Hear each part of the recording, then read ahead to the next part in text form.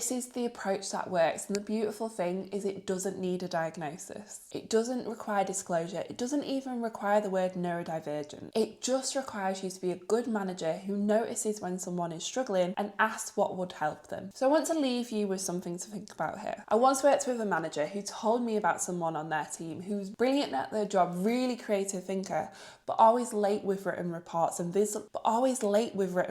and visibly stressed in group settings. This had been going on for months. The manager didn't want to say anything because, in their words, I didn't want to make assumptions. But by the time they finally had the conversation, that person was already looking for another job.